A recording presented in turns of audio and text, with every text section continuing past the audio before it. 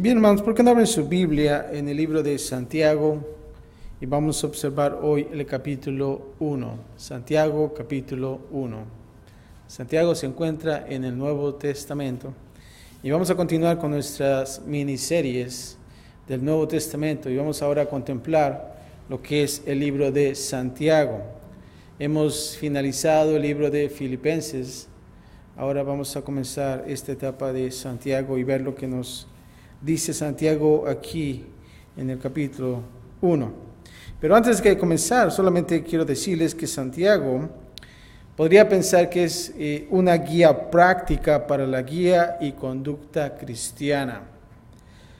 Se dice que es el libro de los proverbios. ¿A cuántos les gustan los proverbios del Antiguo Testamento? Es bonito, ¿no? Mucha sabiduría. ¿Cuántos de ustedes han hecho un proverbio en su vida? Es difícil, ¿no? Yo solamente he hecho unos cuantos, pero todavía están en editación y todo eso, pero es difícil, es muy difícil, pero aquí Santiago se dice que es el libro de los proverbios del Nuevo Testamento. Este libro nos obliga a pensar seriamente acerca de ¿qué? Bueno, de la paciencia, sabiduría, oración, fe, la vanidad de las riquezas, la tentación, el pecado, la lengua, hacedores de la palabra. Y se dice que Hebreos y Santiago van juntos en un cristianismo, lo que se dice, vital y vigoroso. Cristo es tanto autor como consumador de nuestra fe. Ahora, me gustaría comparar lo que es el libro de Hebreos y lo que es el libro de Santiago. Y se me hace muy interesante esto. Fíjate que el libro de Hebreos, el autor habla acerca de lo que es la doctrina. Santiago habla acerca de lo que realmente es hecho. Ahora, ¿qué quiero decir con esto? Bueno, veamos unas observaciones en cuanto a lo que es el libro de Hebreos y Santiago. Escucha, fíjate. Dice que Hebreos dice, interioricen el Evangelio. Y Santiago dice, exterioricen el Evangelio. En Hebreos dice, Pablo vio a Cristo en el cielo. Y Santiago lo vio en la tierra, estableciendo nuestra justicia en el libro de Hebreos y en el libro de Santiago, diciéndonos que debemos ser perfectos. En el libro de Hebreos se dice que Pablo se refiere a la fuente de nuestra fe. Y en el libro de Santiago se refiere al fruto de nuestra fe. Y por último, Hebreos, uno pone los fundamentos en Cristo, y en lo que es Santiago, el otro edifica sobre la estructura. Y vamos más adelante a ver y entender más cuando nosotros observamos no solamente Santiago, pero también el libro de Hebreos. Santiago, aquí el versículo clave es el versículo 22. Solamente quiero compartírtelo. Y dice así, pero sed hacedores de la palabra y no tan solamente oidores, engañándonos a vosotros mismos. Así es que de todo ese capítulo, el versículo 22 es el libro clave, es el versículo clave de este capítulo. Pero vamos a comenzar, ahora sí, acerca de Santiago. Y el título del capítulo 1 es Una fe viva en las pruebas y tentaciones. Comenzamos bien cuando decimos una fe viva, ¿verdad? Pero cuando se hablan acerca de las pruebas y tentaciones, como que ya no nos gusta más acerca de esto. Pero vamos a entender qué es lo que quiere decir aquí Santiago en este capítulo. La parte número 1, vamos a ver del versículo 1 al 11, lo que es pruebas y sabiduría. Y dice así, vamos a comenzar con el versículo número 1, con los saludos de Santiago. Y dice así, versículo 1, y vamos a leer de la Biblia. Y dice así, Santiago, siervo de Dios y del Señor Jesucristo, a las 12 tribus que están en la dispersión. Y después dice la palabra salud. Aquí Santiago, Jacobo, Observamos varios hombres con el nombre de Santiago en el Nuevo Testamento. Tú vas a encontrar varias veces el nombre de Santiago. Pero la traducción confiable asigna este libro a aquel llamado Santiago el Justo. Cuando tú escuches acerca de Santiago el Justo, bueno, él es el medio hermano de Jesús. Y tú lo puedes encontrar en Mateo 13:55. Y es este Santiago de este libro. Ahora, otros hombres con el nombre de Santiago, tú lo vas a encontrar como Santiago, hermano de Juan, hijo de Zebedeo, que fue el primer apóstol martirizado, también conocido como Santiago el Menor. Y eso lo ves en Mateo 10:2. También hay otro que se llamaba Santiago el hijo de Alfeo, otro de los 12 discípulos. Interesante, ¿verdad? Otro de los 12 discípulos. Ahora eso tú lo vas a observar también en Mateo 10:3. El otro Santiago, hijo de Alfeo. El tercer Santiago es el padre del otro apóstol Judas, que está en Lucas 6:16. Y tú vas a ver varios ejemplos de estos Santiagos y a veces nos confundimos. Bueno, ¿quién es quién, no? Pero vamos a pensar que es Santiago el Justo de este libro. Ahora, lo interesante es que Santiago no fue seguidor de Cristo durante su ministerio terrenal. Interesante también. Fíjate lo que dice Juan 7:3-5. Porque ni aun sus hermanos creían en él. Qué interesante es, ¿no? Imagínense Jesús estando aquí en la tierra y sus hermanos no creían en él. Y Santi aquí era uno de ellos. Entonces, aquí vemos que no fue seguidor, pero está el libro en la Biblia acerca de él. Ahora vemos aquí también, observamos una aparición después de la resurrección, lo convenció de que Jesús, en efecto, el Cristo, y eso lo vemos en 1 Corintios 15:7, fíjate lo que dice, te lo voy a leer. Después apareció a Jacobo, que es este Santiago, después a todos los apóstoles. Así es que se le apareció a Cristo Jesús, se le apareció a Jacobo, que es Santiago. Ahora, lo interesante aquí también en la siguiente frase que dice, siervos de Dios y del Señor Jesucristo. Aquí Él nos está proclamando hermano de Jesús. Y bien lo hubiera podido hacer, ¿no? Si realmente se hubiera quizás dado o alzado un poco Él mismo, ¿no? Bueno, yo soy hermano de Jesús, ¿verdad? Como a veces nosotros nos orgullecemos de nuestros hermanos, ¿verdad? Muchos dicen, oh, yes, sí es cierto. Pero aquí vemos que no, Él realmente dice que es siervo de Dios y del Señor Cristo Jesús. Y eso es interesante y nosotros podemos ver aquí la humildad de Él. Ahora, aquí la palabra siervo es bien importante.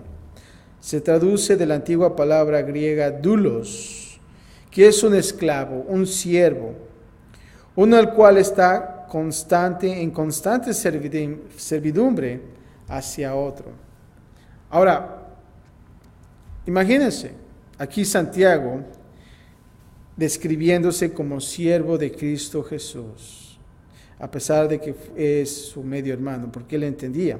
Ahora, aquí cuando dice Señor, aquí Señor, la palabra es una palabra también importante. Se traduce también de la palabra original, kurios, que significa que Santiago consideraba a Jesús que Dios. Ahora, después dirige este capítulo a las 12 tribus que están en la dispersión, y después dice la palabra salud. Ahora la pregunta es, ¿quiénes son las 12 tribus? Aquí la carta aplica para todos los cristianos.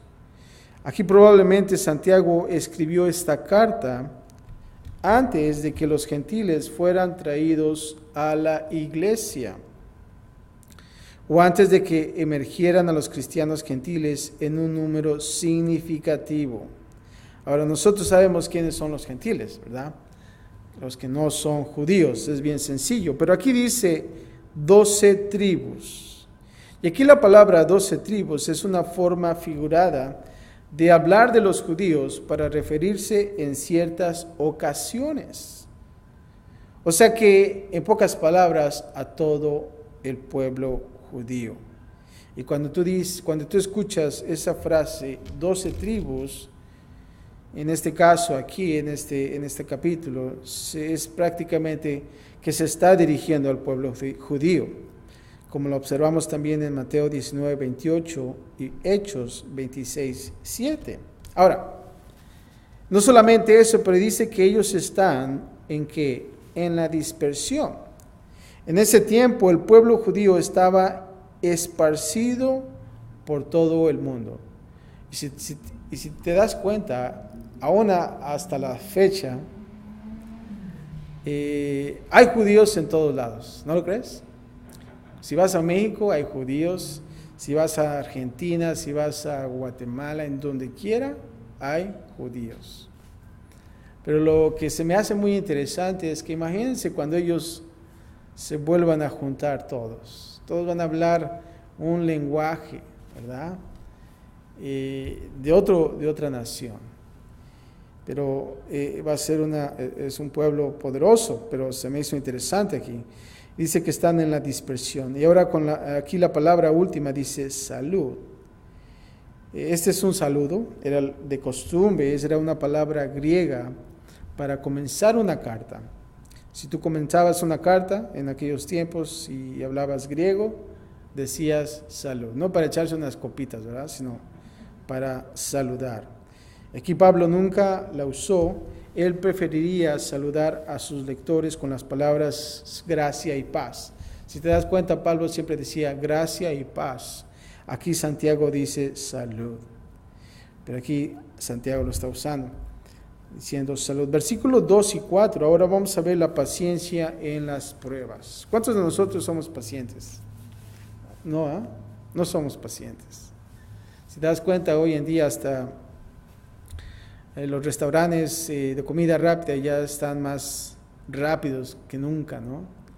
Y a veces nos impacientamos, ¿verdad? Pasan 2 minutos y ya estamos enojados. Pero fíjate lo que dice aquí, el versículo 2. Dice así: hermanos míos, tened por sumo gozo cuando os halléis en diversas, ¿qué?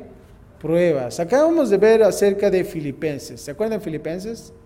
Del gozo en la vida, el capítulo 1, el gozo en la comunión, capítulo 2, el gozo en el servicio, el capítulo 3, y el último, el gozo en las recompensas. Y ahora aquí, y claro, es otro libro totalmente diferente, pero aquí Santiago nos dice que también tenemos que tener que por sumo gozo cuando os halléis en diversas pruebas. Aquí Santiago considera las pruebas como que inevitables. Él dice cuando os halléis en diversas pruebas. Las pruebas son ocasiones para el gozo y no es una resignación desalentadora. Siempre van a haber pruebas. Cuando estuviste en la escuela, siempre habían pruebas, ¿verdad? Siempre. Y a mí no me gustaban las pruebas, pero tenían que haber pruebas. Son inevitables. Me acuerdo que un maestro me decía, y siempre nos decía al grupo, que un temblor nadie lo puede evitar. Siempre va a estar ahí. Pero hacíamos estos prácticas para saber qué podemos hacer en cuanto suceda este tipo de temblores, ¿verdad? Son inevitables, pero es bueno estar preparados. Pero aquí, regresando, son ocasiones para el gozo. Podemos tener sumo gozo en medio de las pruebas debido a que son utilizadas ¿para qué? Para producir ¿qué? Paciencia. Prueba igual a paciencia. Y creo que es bueno que nosotros podamos atravesar esas pruebas. ¿Para qué? Para que haya en nosotros, para que produzca esa paciencia en nosotros. Fíjate lo que dice el versículo 3, sabiendo que la prueba de vuestra fe produce paciencia, lo que habíamos hablado. Ahora, paciencia proviene de la antigua palabra griega, y esta palabra no describe a una espera pasiva, sino el sufrir sin rendirse. Y creo que debemos de entender eso. De esto no es una espera pasiva. ¿Y cuál es el ejemplo? Cuando tú estás en la espera, en la sala de espera de un doctor, ¿qué estás haciendo? Esperando ahí nada más. No estás haciendo nada. Pero esta espera es más como la cualidad que te ayuda a terminar como si estuvieras tú en un maratón. No tiene que ser esta espera pasiva. No es de que tú estés sentado no haciendo nada, sino la mejor palabra es sufrir sin rendirte, echarle ganas. Ahora, la paciencia es más, y podría decirlo, soportar, permanecer. No sé si ustedes vieron un comercial acerca de los jeans, los Levi's en México, que los muchachos estaban en una soga, en medio había lodo y tenían que, el chiste es que el juego de la soga no tenían que caer en medio del lodo, ¿no? Y ellos decían, aguanta, aguanta, ¿no? Y pobres niños ahí ya estaban enlodados, ¿verdad? Pero no se soltaban de la soga. Y claro, el anuncio de los jeans, ¿verdad? De los Levi's. Pero ellos estaban ahí dándole duro, soportando, permaneciendo. En su raíz significa permanecer bajo. Tiene la imagen de alguien bajo, una carga pesada, y el tener la resolución de permanecer allí en lugar de tratar de escapar. Permanecer ahí en lugar de tratar de escapar. Ahora, la fe es probada a través de ¿qué? De las pruebas, como observamos aquí. Y no es producida en las pruebas. Las pruebas revelan qué tipo de fe tenemos. No debido a que Dios no sepa qué tipo de fe tenemos, sino para hacer nuestra fe evidente a nosotros mismos y a aquellos alrededor de nosotros. Ahora, viene esta pregunta. Si las pruebas no producen fe, entonces, ¿qué lo hace? Fíjate lo que dice Romanos 10:17. Así que la fe es ¿por qué? Por el oír. ¿Y el oír qué? Por la palabra de Dios. Ahora, lo interesante es esto. La fe es edificada en nosotros mientras oímos y entendemos y confiamos en ¿qué? En la palabra de Dios. Eso es.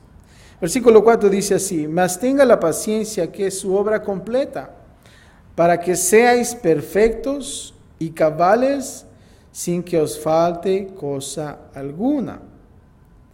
Aquí la palabra, la obra de la paciencia, viene lentamente y se debe de permitir que florezca enteramente. La paciencia es una marca de las personas que son perfectos y cabales sin que os falte alguna cosa. Versículos 5 y 8 dice, y vamos a ver cómo recibir la sabiduría que necesitamos de Dios.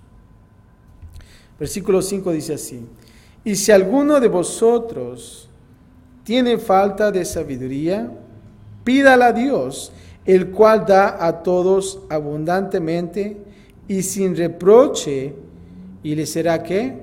Dada. Ahora, las pruebas son temporadas necesarias ¿para qué? Para buscar la sabiduría de Dios.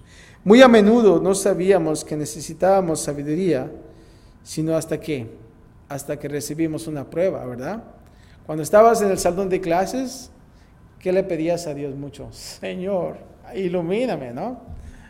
Ayúdame a recordar lo que el profesor estaba hablando la vez pasada, porque está aquí la pregunta, ¿verdad? De la misma manera, es esto. En las pruebas necesitamos sabiduría mucho más que el conocimiento. Fíjate, el conocimiento es información, como lo puedo decir así, en bruto. No que seas bruto, no, en bruto, si sabes que es en bruto, no en cantidad. Pero ¿sabes qué? La sabiduría sabe cómo usarla. Tú tienes conocimiento, pero lo que hace la sabiduría de toda esa información, sabe cómo usarla.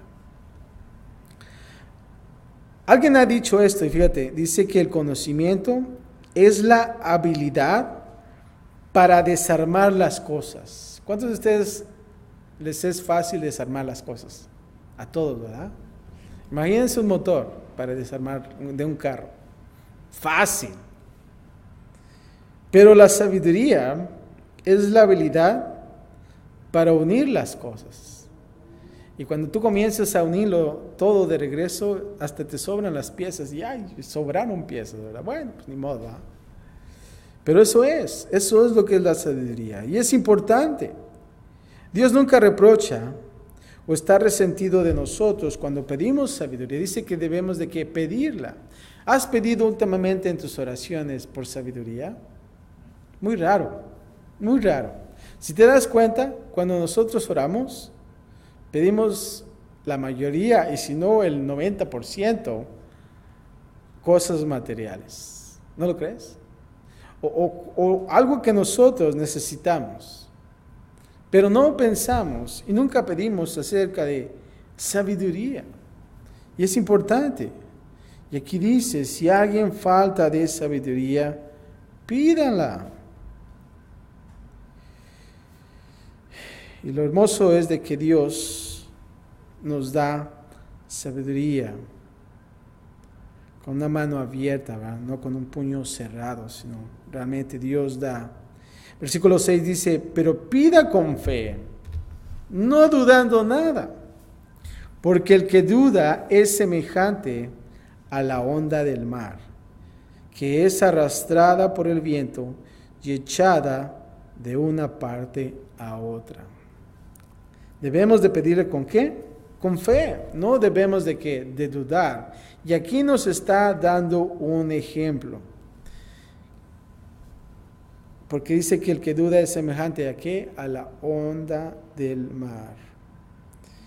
Y que es arrastrada por el viento. Ustedes han ido al mar, ¿verdad? Y las ondas o las olas, ¿verdad? Son traicioneras, ¿verdad? Vienen de repente. ¿Y qué pasa? Te arrastra por el viento y echada de una parte a otra. ¿Y no te ha pasado que estás en el mar y te agarra una ola y te está ahí cacheteando y estás en todas partes, ¿verdad?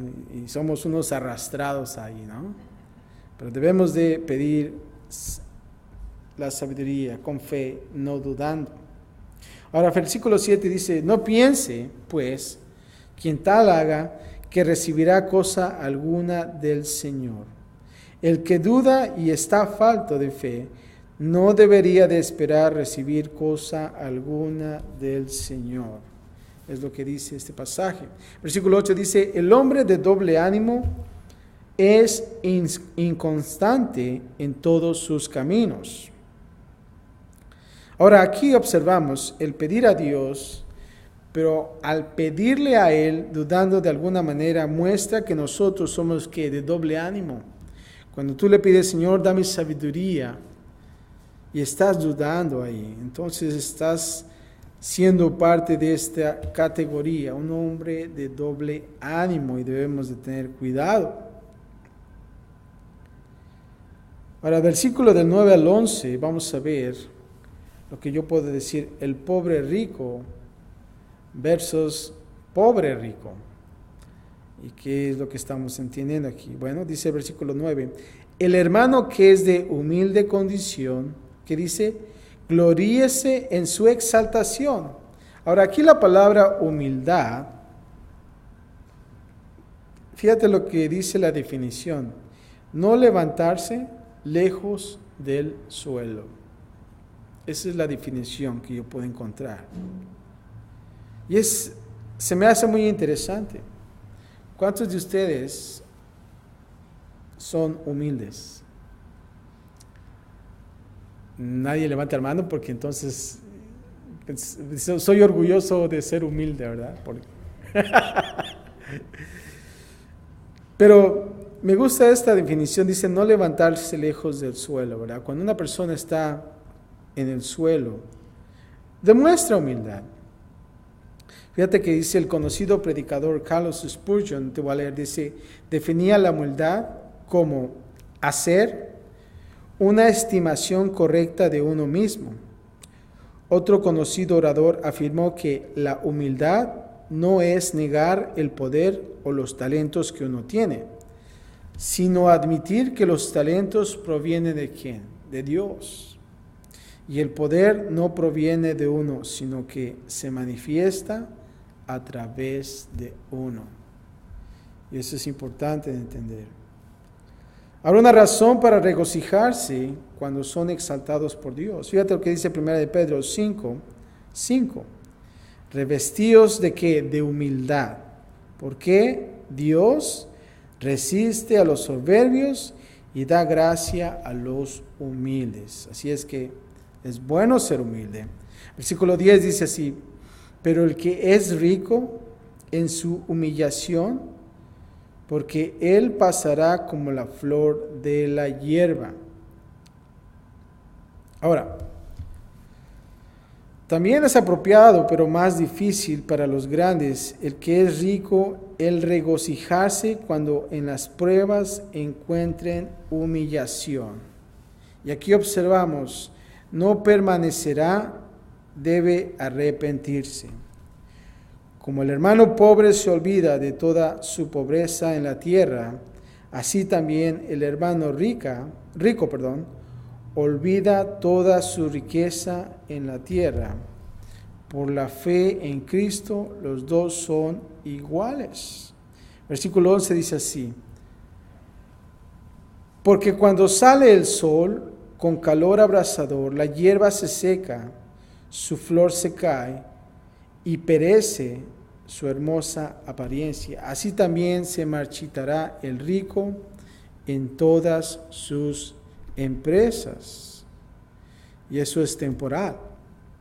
Ahora, en la parte 2, versículo de 12 al 27, vamos a entender y vamos a ver cómo nosotros podemos vivir para el Señor. Y vamos a comenzar del versículo 12 al 14. El premio de soportar la tentación. Y dice así el versículo 12. Bienaventurado el varón que soporta la tentación, porque cuando haya resistido la prueba, recibirá ¿qué? La corona de vida que Dios ha prometido a los que le aman. Ahora aquí la tentación es una de muchas pruebas, la cual nosotros enfrentamos.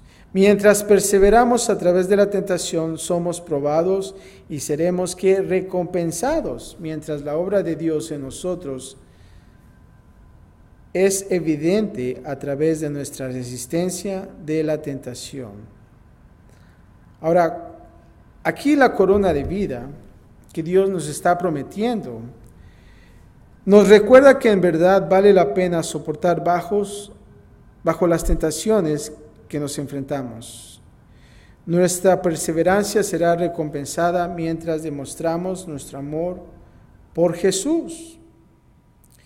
Versículo 13 dice, cuando alguno es tentado, no diga que es tentado de parte de Dios, porque Dios no puede ¿qué? Ser tentado por el mal, ni Él tienta a nadie.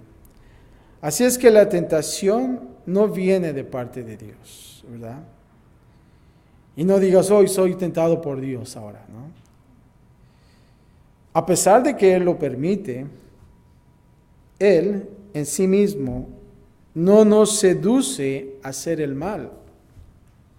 Aunque Dios puede probar nuestra fe sin una solicitud al mal. Y aquí como dice, ni Él tienta a nadie.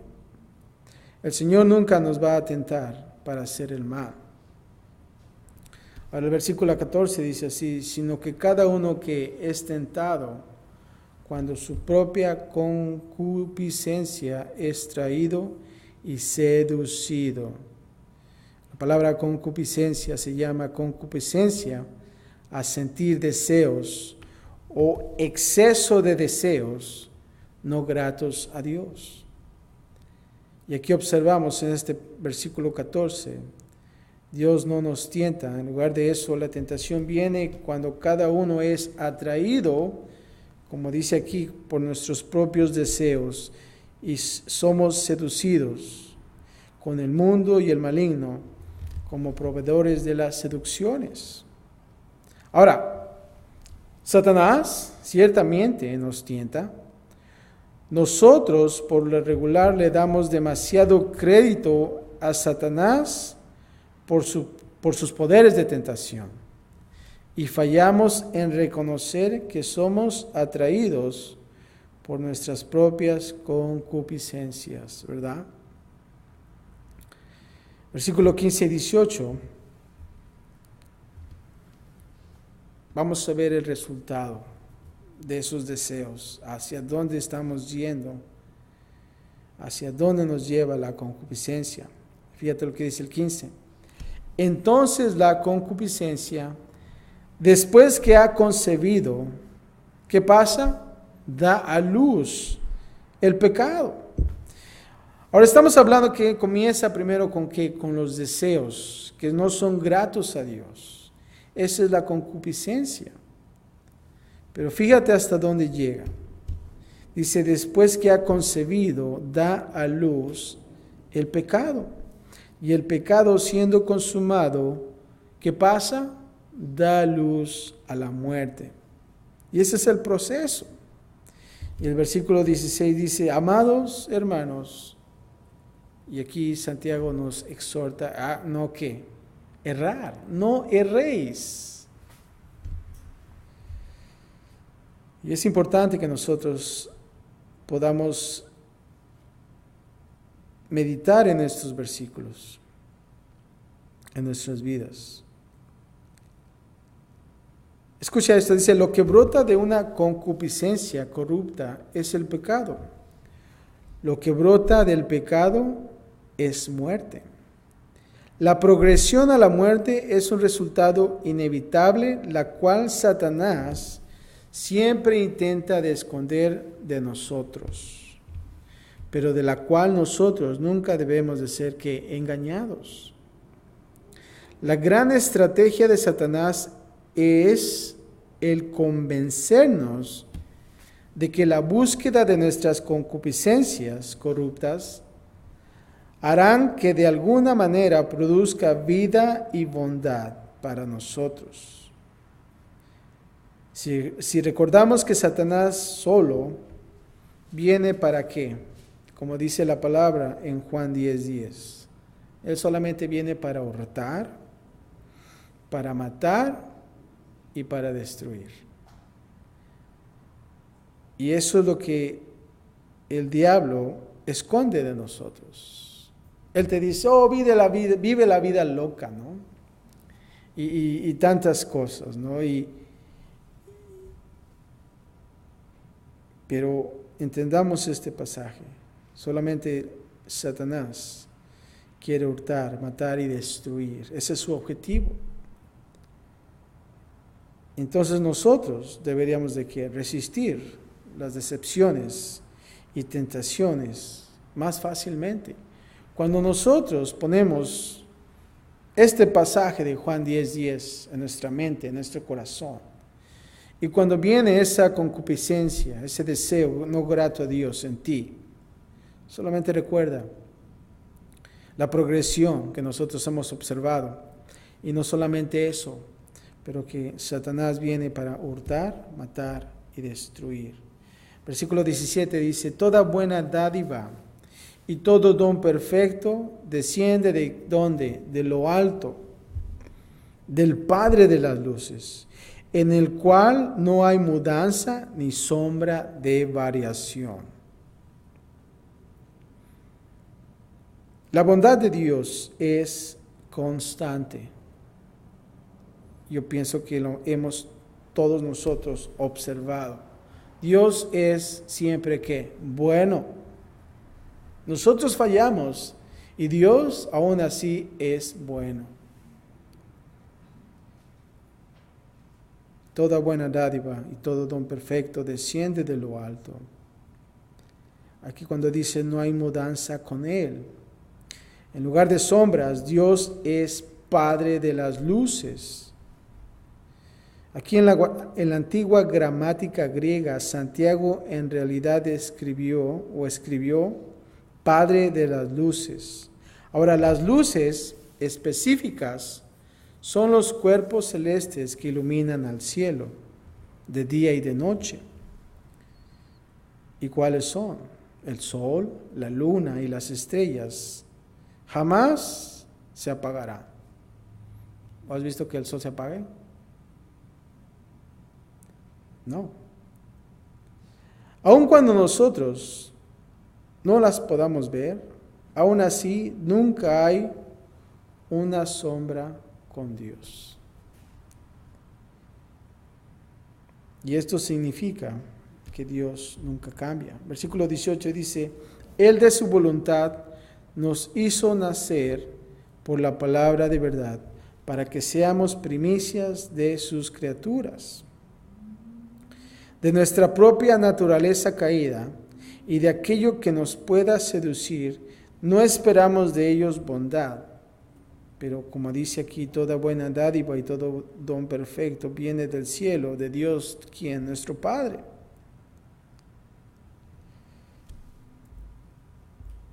Versículo 19 y 20. Ahora vamos a ver algo interesante también. Y le puse aquí, llega tarde para la ira. ¿A cuántos de nosotros nos gusta ser puntuales? ¿A todos? Cuando vas a una fiesta, híjoles, llegas una hora antes, ¿verdad? Pero cuando vas a... Bueno, no quiero dar ejemplos. Pero, y más nosotros como latinos, ¿verdad? Oh, sí, llego a las 5 y llegas hasta las 8, ¿no? Hijo, no, pues que el tráfico, quién sabe qué. Pero siempre llegamos tarde. Bueno, siempre exhorto a la gente que llegue temprano, pero ahora te voy a exhortar a que llegues tarde para algo. Y decir, oh, ¿qué es? Llega tarde para la ira, ¿verdad? Y vamos a ver, ira, nada más, fíjate. Versículo 19. Pero esto, mis amados hermanos, todo hombre sea que pronto para oír. Escucha, pronto para oír. O sea que, no para el chisme, para oír, ¿verdad? Vas a usar este versículo, oh, es que hermano, la palabra de Dios dice que tengo que estar pronto para oír. Así es que, vamos a ver. No, es otra cosa. Pero dice aquí, todo hombre sea pronto para oír. Tardo para hablar. Ah, interesante, ¿verdad? O sea que debemos ser tardos para hablar. Y luego dice, tardo para ¿qué? Airarse. Tardo para airarse. Versículo 20 dice, porque la ira del hombre no obra la justicia de Dios.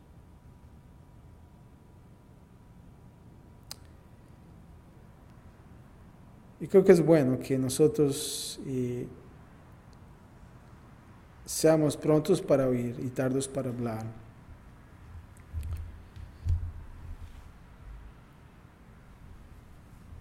Ahora, cuando dice aquí tardo para airarse, mucha de nuestra ira y enojo proviene de estar que centrados en nosotros mismos y no centrado en los demás. Ahora, vamos a entender esto.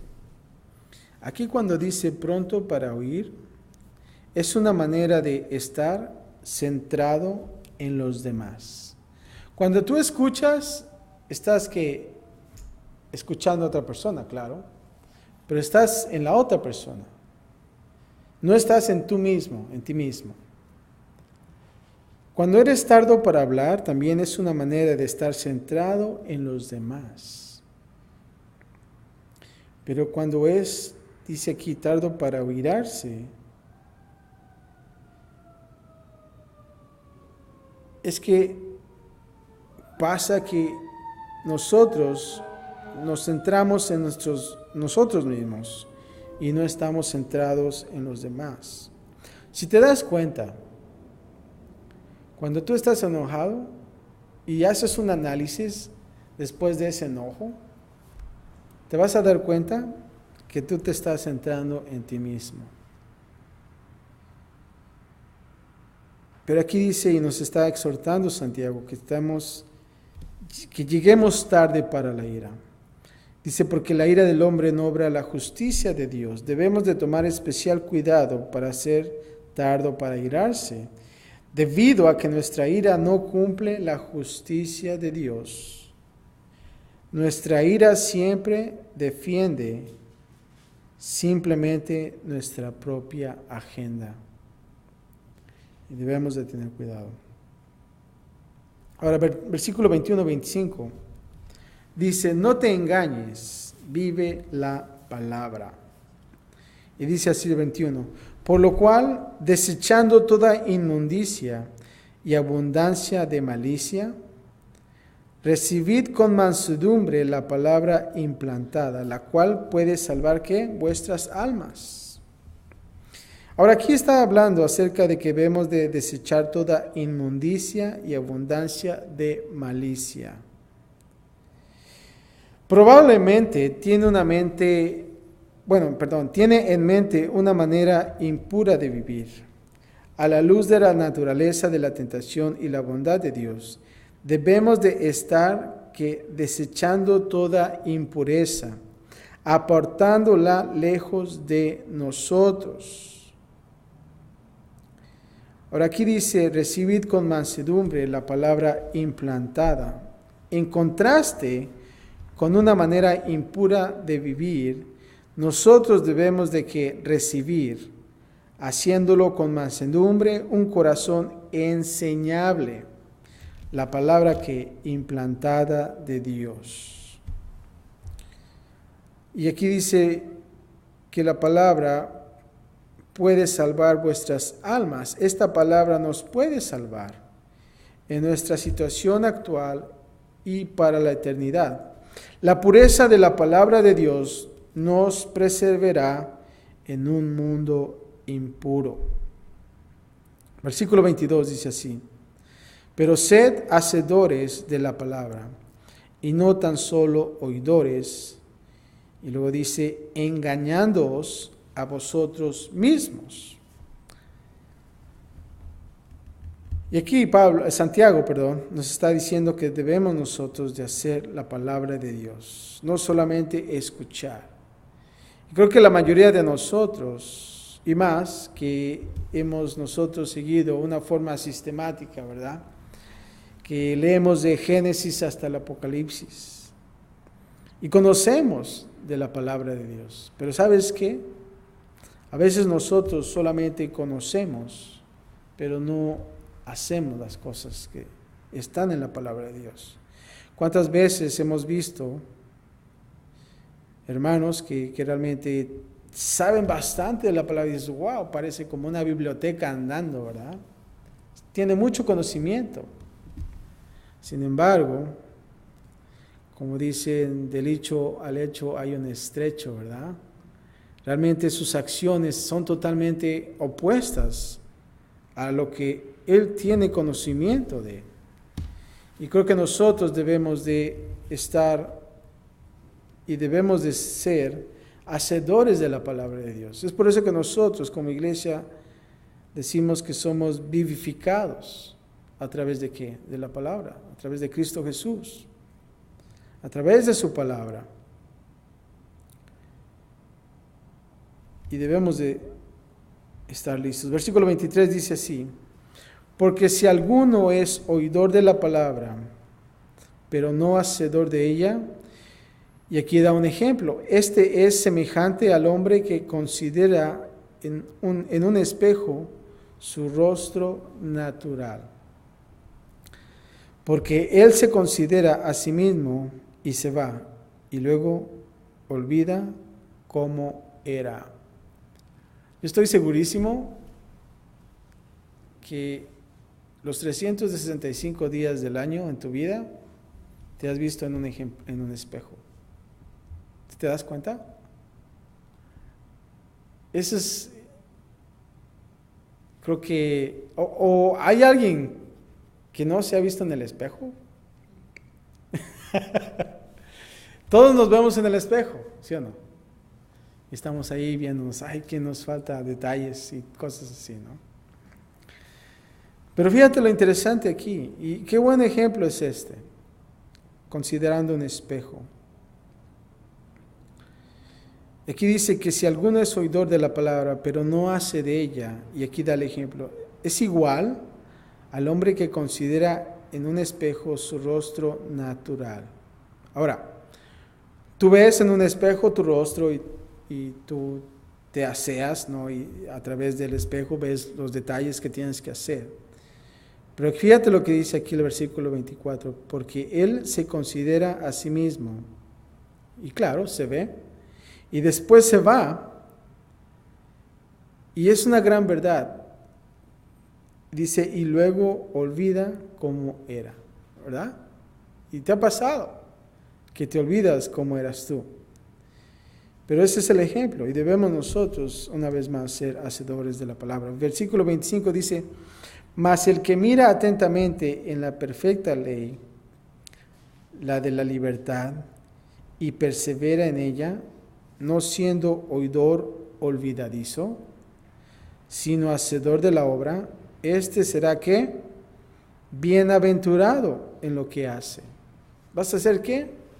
Bienaventurado, vas a estar extremadamente feliz. Y eso es.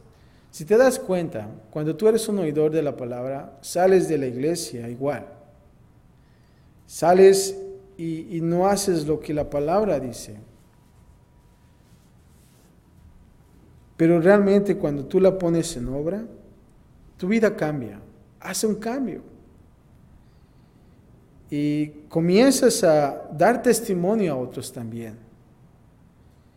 Y eso te da ese gozo en ti, esa alegría, que no deja de ser, está ahí en ti.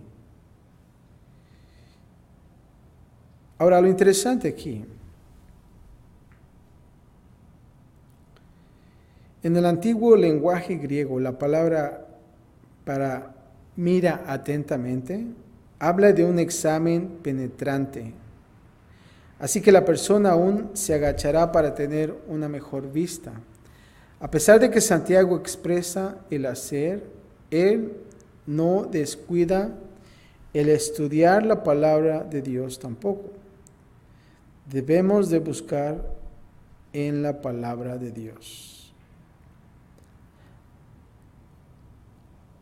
Y realmente nosotros, como oidores de la palabra, debemos de ir más allá, de hacer su palabra. Y no solamente eso, pero de hacer este examen penetrante para nosotros. Y cuando dice aquí la perfecta ley, la de la libertad, esta es una manera maravillosa de describir la palabra de Dios en el nuevo pacto. Dios nos revela su ley, pero es una ley que de libertad, escrita en donde, en nuestros corazones transformados por el Espíritu de Dios. Eso es. Y es por eso que dice la de la libertad. Ahora, versículos 26 y 27, vamos ahora a ver lo que podemos decir luz roja. Y luego dice, frena tu lengua. Y dice así, versículo 26, si alguno se cree religioso entre vosotros y no refrena su lengua, sino que engaña su corazón, la religión del tal es que vana. La religión pura y sin mácula delante de Dios, el Padre, es esta: visitar a los huérfanos y a las viudas en sus tribulaciones y guardarse sin mancha del mundo. Ahora aquí, cuando dice, si alguno se cree religioso entre vosotros, la verdadera religión no se muestra por solamente oír la palabra de Dios. El hecho de que nosotros estemos aquí escuchando la palabra de Dios no muestra que eres cristiano. Eres un congregante, ¿verdad? Todos somos congregantes. Pero no muestra el verdadero cristiano. El verdadero cristiano es aquel que hace la palabra de Dios, que está en ella. Que la gente dice, wow, yo veo a ti algo diferente. No es el champú Caprice que te aventaste hoy, no. Es algo totalmente diferente. ¿Por qué? Porque realmente Él da testimonio de la palabra de Dios. Hay ese gozo, a pesar de las tribulaciones en el trabajo, que la presión del patrón o del jefe o no sé, de la situación, pero tú estás ahí con gozo, atravesando las pruebas, las tentaciones. Y la persona que trabaja contigo dice, yo no sé cómo haces para que todas estas cosas no te depresionen, no te den presión o te estresen, como dicen por ahí. Pero realmente ellos ven una gran diferencia.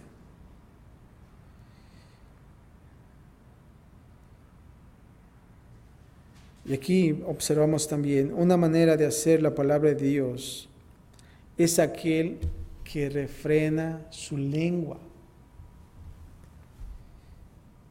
Y es importante también.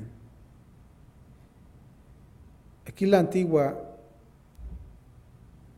lengua griega, en lo que es religioso, es una palabra que nunca se utilizó en un sentido positivo en el Nuevo Testamento. Cuando tú escuchas la palabra religioso, no era algo bueno, algo positivo. Y aquí Santiago la usa en alusión a alguien que es religioso, pero en realidad no está bien con Dios. Y ahora como en nuestros días, oh, tú religioso, ¿verdad? Y en aquellos entonces, aquí también Santiago lo está usando, es solamente pura religión, pero no hay nada de relación con Dios. Y aquí vemos una evidencia, aquella persona que no tiene la capacidad de refrenar su lengua, y es importante. Y aquí cuando dice, esa religión tal es vana. Tu caminar con Dios es vana si no se traduce en la manera en la que vives y en la que tratas a los demás. Así es que debemos de examinarnos a nosotros mismos. Muchos son engañados en su propio corazón con respecto a la realidad ¿de qué? De su caminar con Dios. Ahora aquí lo interesante es de que al último dice que la religión pura y sin mácula delante de Dios es que visitar a los huérfanos y a las viudas en las tribulaciones y guardarse sin mancha ¿de qué? Del mundo. Ahora, cuando yo vi esto dije, bueno, visitar a los huérfanos y a las viudas, pues es algo que no pensé, algo que realmente dijo, como que está fuera de onda, ¿no? No puede decir así. Pero fíjate, algo interesante que pueden ver aquí. Un verdadero caminar con Dios se muestra a sí mismo de maneras que simples y prácticas, es lo que yo puedo entender con esto. Ayudar a aquella persona necesitada. Y si se mantiene a sí mismo sin mancha de la corrupción del mundo. Y es bien sencillo. nosotros queremos complicarlas, ¿verdad? Pero ¿cuántos de nosotros visitamos o hacemos algo práctico, simple? Como aquí dice, visitar a los huérfanos y a las viudas en tribulaciones. ¿Tú has ido a visitar a una viuda, un huérfano? Es algo bien simple de hacer, ¿no? Nosotros hemos ido a repartir despensas últimamente. Es sencillo.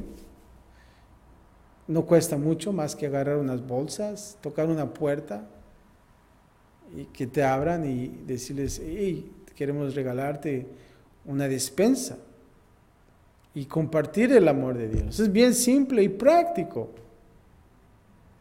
Eso es algo sencillo. Y no solamente eso, que realmente nosotros nos mantengamos fuera de lo que es la corrupción del mundo. Eso es la religión pura y sin mácula delante de Dios. Aquí cuando dice sin mancha del mundo, del libro de Génesis, observamos a Lot como ejemplo de un hombre que fue manchado por el mundo. ¿Se acuerdan de la vida de Lot? El sobrino de Abraham.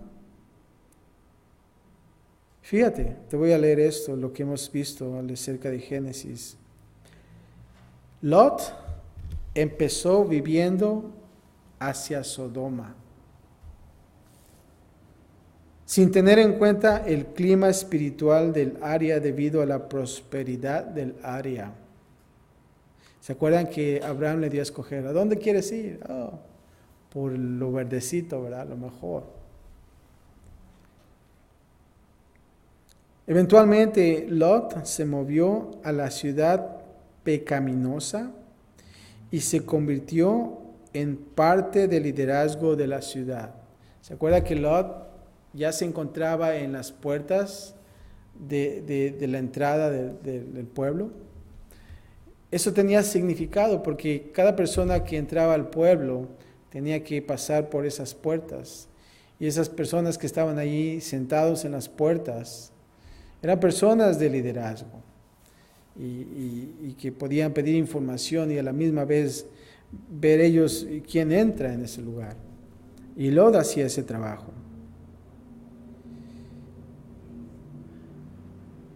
Pero el resultado final fue que Lot perdió todo. Y por poco no se salva. Dijo, sal, cuando vio a su esposa. Y no fue michoacano, sal. A lo mejor fue el primer michoacano de ahí, sal, que la vio a su esposa. Y se convirtió. Bueno, pero por poco también no se salva. Y es lo que sucede. Cuando nosotros queremos ir, ¿qué tan lejos podemos ir de Dios? Pero sin pasarnos del barandal, ¿verdad? Pero lo mejor es que nosotros nos podamos acercar más a Él. Y dice que Él se acerca aquí, a nosotros también.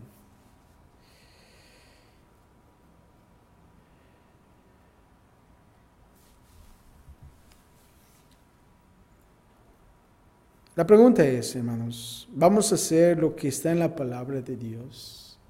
Ahora, si lo estás haciendo, adelante, continúa, ¿verdad? Sigue adelante. Continúa en el gozo del Señor. Pero realmente si no lo estamos haciendo, entonces creo que es un buen tiempo ¿para qué? Para regresar a los caminos de Dios.